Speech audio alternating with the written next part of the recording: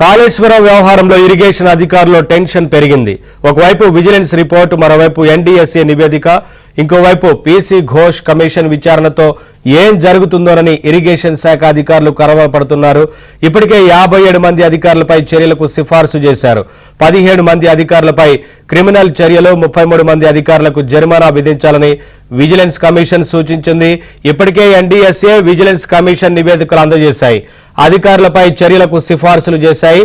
July నెలాఖరుకు Kaleshwaram commission chairman PC Ghosh కూడా నివేదిక ఇవ్వనున్నారు. కమిషన్ నివేదిక తర్వాత ప్రభుత్వం చర్యలు తీసుకోనుంది.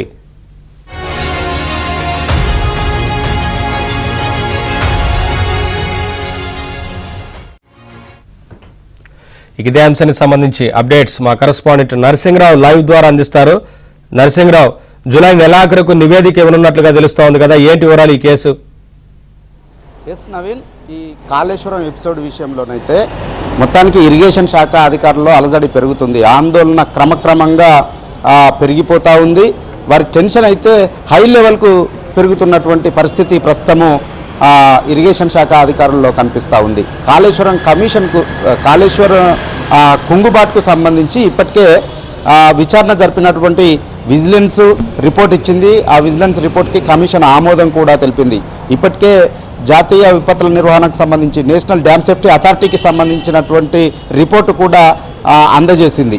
ఇంకోవైపు పీసీ ఘోష్ కాంగ్రెస్ ప్రభుత్వం ఏర్పడ్డ తర్వాత ఈ కుంగుబాటుకు సంబంధించి సమగ్రంగా విచారణ జరిపి నివేదిక ఇవ్వాలని ఏర్పాటు చేసినటువంటి పీసీ ఘోష్ కమిషన్ కూడా దాదాపుగా 7 ఏడాదికి పైగా విచారణ నిర్వహించింది. తుది దశకు చేరింది. కేవలం ఇక ఆనాటి ప్రభుత్వంలో కీలకంగా వ్యవహరించినటువంటి నాయకుల్ని విచారించి జూలై నెలాఖరు వరకు నివేదిక ఇచ్చేందుకు కమిషన్ కూడా సిద్ధమవుతుంది. ఇప్పటికే విజిలెన్స్ కమిషన్ ఇచ్చినటువంటి నివేదికలు కావచ్చు, అటు ఎన్డీఎస్ఏ ఇచ్చినటువంటి నివేదికలు కావచ్చు, కీలకమైనటువంటి ఆదేశాలు ఇచ్చారు, ఆ కీలకమైనటువంటి సూచనలు చేశారు, కీలకమైనటువంటి సంచలనమైనటువంటి విషయాల్ని అందులో పొందుపరిచారు.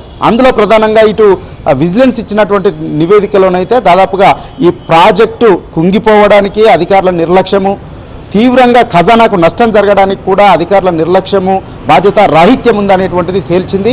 అందులో దాదాపుగా 57 మంది అధికారులని బాధ్యుల్ని చేసింది. ఇటు కన్స్ట్రక్షన్ కంపెనీతో పాటుగా ఆ ప్రాజెక్టు నిర్వహణలో ఉన్నటువంటి అధికారులను దాదాపు 57 మందిని అందులో బాధ్యులను చేసింది. అందులో ఎస్సీలు ఉన్నారు, సిఈలు ఉన్నారు, ఈఎన్సీలు ఉన్నారు, రాష్ట్ర స్థాయి అధికారులంతా కూడా ఉన్నారు. క్షేత్రస్థాయిలో పనిచేసేటువంటి అధికారుల నుంచి రాష్ట్ర స్థాయిలో పనిచేసేటువంటి కీలకమైనటువంటి ముఖ్యమైనటువంటి అధికారుల వరకు కూడా అందులో ఉన్నారు.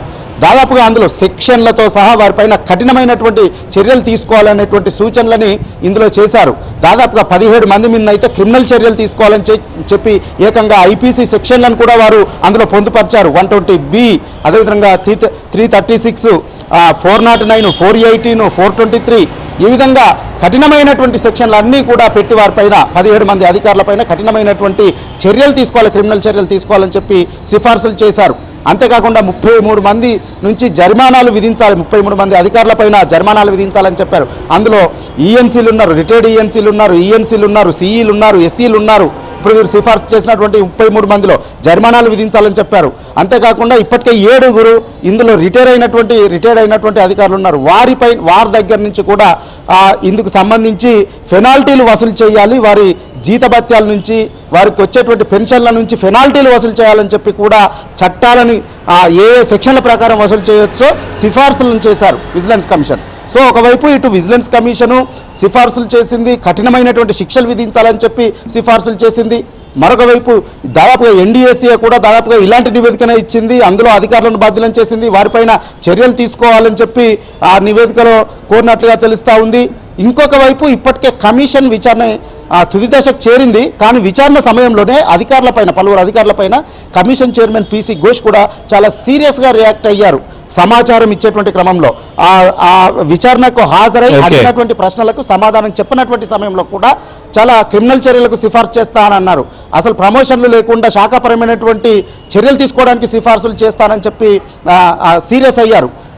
అంతేకాకుండా ముఖ్యమంత్రి కూడా పలు సందర్భాల్లో అధికారులపైన సీరియస్ అయ్యారు. చాలా మంది తప్పులు చేశారు, అందరూ కూడా జైలుకు పోవాల్సినటువంటి పరిస్థితి వస్తుందని చెప్పి సీరియస్ అయ్యారు. సో ఈ పరిణామాలన్నింటి నేపథ్యంలో రేపు కమిషన్ విచారణ పూర్తయి అప్పుడు కూడా ఆ కమిషన్ కూడా వీళ్ళందరిపైన చర్యలకు సిఫార్సు చేస్తే సో ఖచ్చితంగా ప్రభుత్వం వారిపైన చర్యలకు ఉపక్రమించేటువంటి ప్రమాదం కూడా ఉంటుందనేటువంటి ఒక టెన్షన్ అయితే అధికారంలో ఇప్పుడు పెరిగిపోతా ఉంది. దాంతో ఇప్పుడు కమిషన్ తీర్పు ఏం నివేదిక ఇస్తుంది అనేటువంటిది ఒక ఆసక్తిగా ఉత్కంఠగా మారింది.